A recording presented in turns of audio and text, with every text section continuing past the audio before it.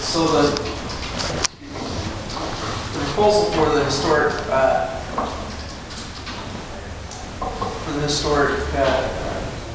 protection is really like noticing to the city council. So anytime that you have a building that is on the National Registry, the provision is that they're required to provide a certain amount of notice time to the city council before they contain demolition to that section. That's kind of the main purpose there. It kind of outlines the process, the timing, things like that. There's some discussion on how long that timing should be. But then,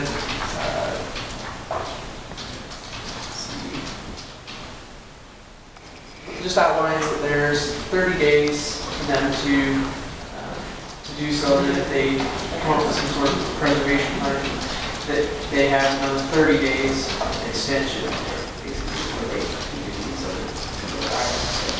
other basically the demolition. So that's essentially the ordinance there. I know that there was some discussion in the agenda prep as far as if somebody thinks they can preserve this and submits a plan, it'll come to the planning department or the building department the way you've got it here, right? The historic preservation committee, yes. Well, it says it's submitted to the building department here. Yes. Well, I didn't say preservation committee. Oh, if you go to preservation plan, it says during the 30-day period, the historic preservation committee or another entity or individual may propose a plan, right? So then, but yes, if they submit to the building department, then they have an additional 30 days to which they'll Okay, but to follow through, yeah. the preservation committee, which we got a kind email with some names to consider for that, okay, but they can do it or anyone else, you just said. Correct, that's what So anyone could. Yes. And whomever, whether it's the preservation committee or anyone else, will submit it to the building department. Correct. Right? There's nothing in here to say that could be a high in the sky, unattainable, just a way to delay 30 days type proposal, is there? It just says that if a plan for preservation of structure is submitted, an additional days shall be added to the time. And that, the intent is for them to basically be able to fill that plan. If they can't, then it's just another 30 days that the property owner basically has to fulfill that plan. I guess we just have to take it on confidence that it'll be some sincere plan. I think the building, or go ahead. Well, I think just more a statement. My concern here is that there's a property owner, he has a building, it's become non-functional. I think it's wonderful if the preservation committee or anyone else can find a way to move it and use it somewhere else. But sometimes these become just spelling tactics for something that isn't feasible.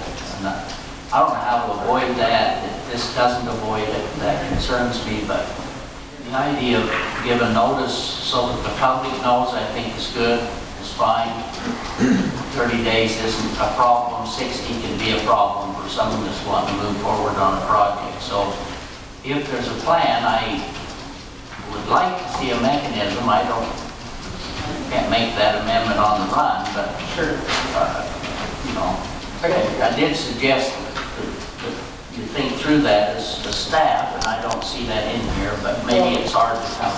Tony and I talked about this at length, because when I first saw it, I said, let's insert the word viable plan. And then the question was, well, what criteria do you use to determine whether or not it's viable? And if they submit on day 29, how do we get it before another body to determine if it's viable in a timely manner, to determine whether that thought continues or stops? And so that's kind of the result of those conversations that Tony and I have had about that very issue. Our hope is that it will be a good faith effort. We chose the building department because they're the ones that hold the signature on the permit for demolition. So we would want them to be mindful that there was a plan so that the permit wasn't in my head, maybe the answer for me is that we have the Good Preservation Committee there, and that they be the ones to submit it if they want the 30 days rather than just anyone. Because then at least you've got a committee that has, you know, been picked to be on the committee, and hopefully would have integrity within our process to be able to decide if it's viable and submit it.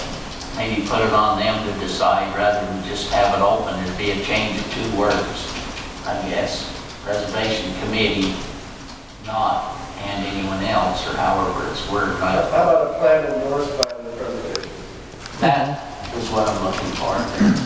I mean, you have, where is it that it says, let's see, historic preservation or any other entity or individual may propose, well, if any other entity or individual has a plan, they just bring it to the preservation committee, because that's who can stop it for 30 days.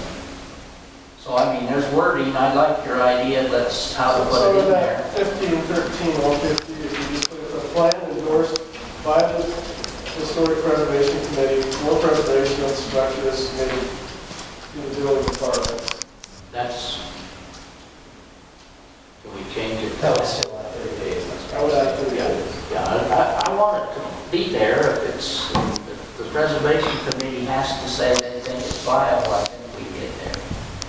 And I think that's a good point, because it's going to take private buy-in. It's going to take people in the community to help either fund it or, you know, help with this plan. It's not something that we have planned for in our budget.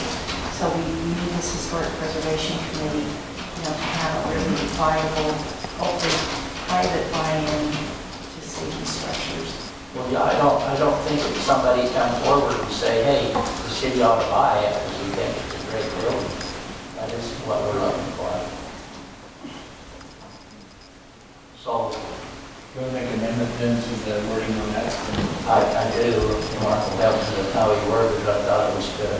Just in section 1513-150, add after the words, if a plan, Preservation is submitted, if a plan endorsed by the Historic Preservation Committee. is submitted, okay.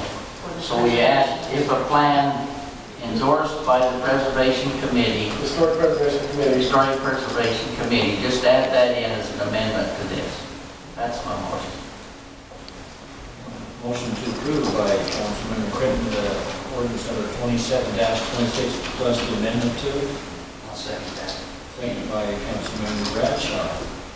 Any other discussion with the council? All those in favor say aye. Aye. Anyone opposed? None. Motion carries and passes. Let's face up here.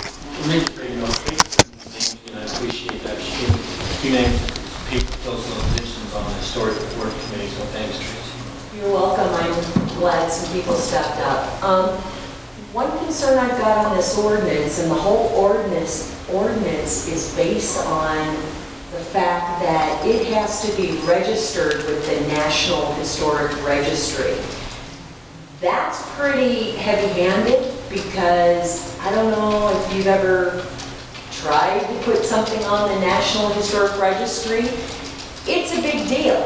It's quite the process. And so I'm a little concerned about this whole ordinance being based on whether it's on the National Historic Registry. Maybe we put a date on there and say anything, I don't know, older than 1920 or something as well, because They have their committee to do that. What's interesting, that's what they're saying, there's 11 houses on that registry that's in the city. But interestingly, they told me that bank block across the street's not on the old bank building. so that's my I think concern. there maybe want to add some type of wording to broaden it a bit, but you still got to have some type of registration part that qualifies to get that house. You stick a date on there and then we'll leave everything out. Or that, or before that date, or whatever, I but think they come to the historic committee and then submit some papers, maybe have Heber City's own little historic building. that's different. Maybe that's what the first thing the committee does, is set up a registry. We tried to do that 10 years ago. It's not as easy as it, you know, sounds. Let's put a list together of important buildings. That's not that easy. So my concern is maybe putting some sort of ordinance in place and then looking back in a month or 2 months and modifying this ordinance, because it'd be good to get something on the books before another building comes along. But the National Historic Registry, I think, really limits the possible buildings that may be considered as something a little bit more locally significant.